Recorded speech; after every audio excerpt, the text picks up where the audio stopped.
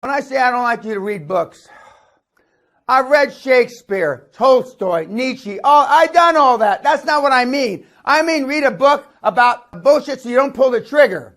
That's the books that you don't have to read anymore. And you're wasting your fucking time. But I've maybe read 10 books in my life. Maybe. I couldn't add them up if I had to. I can add 4 or 5. I can tell you 4 or 5. And I've read the Bible and the Quran. I read my book. I read Think and Grow Rich. That's 4. I've read Release Your Brakes. That's 5.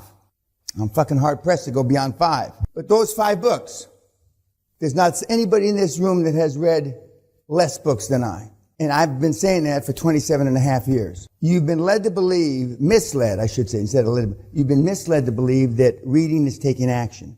Taking action is pulling the fucking trigger. And most of you in this room have read at least 3 to 100 times more stuff on personal development than I've read. We've had dipshits in the come to this seminar that have read 700 books. Two kids, both 19. 700 books. Now, I say sarcastically, I didn't know there was 700 fucking books written about the shit, but I know there's probably 7 million books written on it. And if you asked either one of the kids, one was a physics major at university and one was just a dipshit, weed smoking, fucking pothead, earring, fucking nose, asshole, cunt. And did they learn anything from those 700 books? And they said, other than we learned how to flip pages. And this is, they didn't read them in a Kindle like, Walter would read them in a Kindle or some shit, But virtually everything, 99.999% of everything you've ever learned, you got a shit can. And I had an old sales manager named Kelly Norwood, who was a defrocked. Everybody understand what defrocked? Disbarred. Thrown out of the profession of law. He was a lawyer from Bolt Hall, Berkeley, and he got stripped of his law degree for being a thief, crook, I call him rapist, murderer. He wasn't that, but it makes the story sound better now because he's been dead 30, 40 years. Rapist, murderer from Colombia, also a doctor like you, Doc. Anyway, and he told me, he says, Pina, a young boy like you ought to be able to sell every motherfucker that come through the door. He set his expectations, my expectations of selling everybody that came through the door. Hence, I sold 94.6% of every fucking person that I came up against in real estate. And for those of you that sell know, the 94.6 is a very, it's insurmountable. You can't even imagine anybody that could close them well. But he set my expectations. But the thing that he taught me, in addition to that, he says, you got to boraxo their brain, Pina. Now, back in the 50s, there was a soap called Boraxo. Former President Ronald Reagan was the salesperson. And it was the soap that you, if you worked in a garage and you wanted grease out of your hands, it took the hide off of you. He said, you got to fucking boraxo their brains. In today's parlance, in today's language, you've got to clean your database. You got to scrub it. Every single thing. And if love got the job done, you wouldn't be here, sweetheart. You wouldn't be here. You wouldn't be here. Because love doesn't get the job done. Some of you were told, you can be anything you want when you grow up. How many were told that growing up as a kid? You can be anything you want. They fucking lied to you. You can't. That's a load of shite. You can't be anything. Now, in this country, if you went to Eton and you went to Cambridge and you were the 4th Earl of Shitbag of Gloucestershire, you can be anything you want in this country. And I can have analogous examples of other parts of the world. If you are Putin's younger brother, son, you can be anything you want to be in Russia. And I can go on and on. So, but unless you empty your teacup, I can't fill it. There's a thing called cognitive dissonance. Cognitive dissonance is you've got a lot of data, most of which is crap, but you've got a lot of data you've put in. And your default is going back to that data. Your default is 2 and 2 is 4. You know, and not, for some of you that are more educated, E equals MC squared is your default.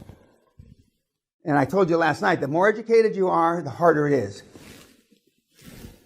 Because some of the things that we will do for the next 6 days and for the 12 months ongoing, I don't want to say you have to accept on faith, because back 25 years ago, and this is the celebratory seminar of the 25th anniversary, they were taking it on faith that I did it. And they had trouble verifying what I did because they didn't have Google. And then I told people it was easy, because if I told them it was hard, nobody'd do it, right? But now we've got all kinds of shitbags that have done it. Countless. People in general, they think that reading a book is taking action. They think listening to a podcast is taking action. They think a video or whatever it is taking action. No! That's fucking procrastination. So you don't have to make a decision. So you don't have to pull the trigger. I mean, there's a big, huge difference. Take action. You know, as you were taught, just fucking do it. I mean, Dalai Lama had his 80th birthday last year. Some of my mentees were invited. I wasn't. The Dalai, he doesn't know me, or maybe he does know me, but he didn't invite me. In his closing remarks, and it's one of the slides that you got, it's that praying is fine, meditation is fine, a bunch of other shit is fine, but it's take action, take action, take action that is the only thing that counts. It's the fucking Dalai. Saint Teresa, who I put my money on when she was just a goddamn Mother Teresa, same thing. Take action, take action, take action. All the rest is bullshit. You can pray, you can do all those things, but take action is the thing that differentiates you from everybody else. You're sitting here because of something that happened to you in your life. That wasn't a good thing. You don't seek out professionals like him if your life was good. You seek out professionals like him because you're a cunt. And you don't want to be a cunt anymore. I eat people like you for fucking breakfast. And the guys that I know, I mean, some of them, they say they can eat me for breakfast, which is bullshit, but they think they can eat me for breakfast. I'm selfish. I want to hit $2 trillion. And something's got to change. The new seminar seems to, for all the wrong reasons, work. It used to, in the 90s, the financial aspect of the seminar, to the extent that there is any, and there really isn't any, came the last day. After lunch. After fucking lunch. And we used to drink at lunch in those days. So with a buzz on, from 2:30 till 5:30 is when you got the beef, as they used to say in the commercials. Where's the fucking beef? And that's where all the billionaires came out. I'm trumping it now, exaggerating.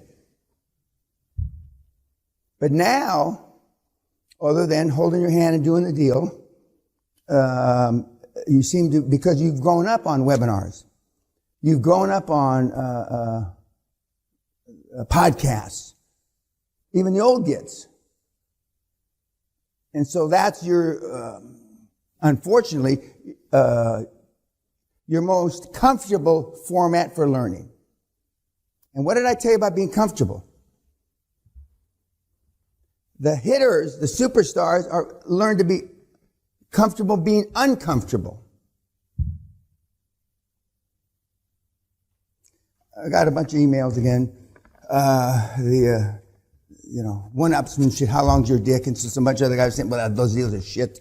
The one guy here, I read you the guy that says, I'm finally in the billions. But then they see I'm being chased constantly by two very big private equity firms. He names them. My board wants to hold up. Now, see, the board that believed in only putting in private equity, now that they've done a bunch of deals, my board wants to hold off and continue to fund via commercial debt. I made them all millionaires, and they see how now that this could easily be a billion-dollar company within the next few years. But this was because I remember these assholes. It's a British deal.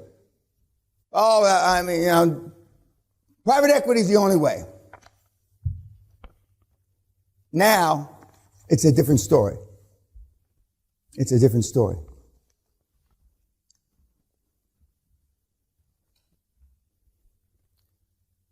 We're inundated because of the electronic age, or I don't know what kind of age we call ourselves now, with too much information. And our ability to just make gut instinct calls is almost a bygone era. There's not many people left that, not just like me, but I mean, that can make a gut call and live with it. And don't confuse me with the facts and all the things that we've said. There's a few, but not many. Not many. Because you want to placate yourself with information so when it goes wrong, you've got something to blame. When you go wrong with just your gut instinct on a decision, who do you blame?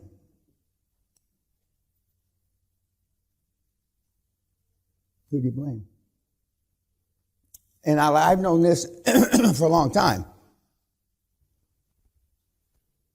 But to the best of my knowledge, I don't know anybody else that talks about this in a seminar. Because they got a book to sell you.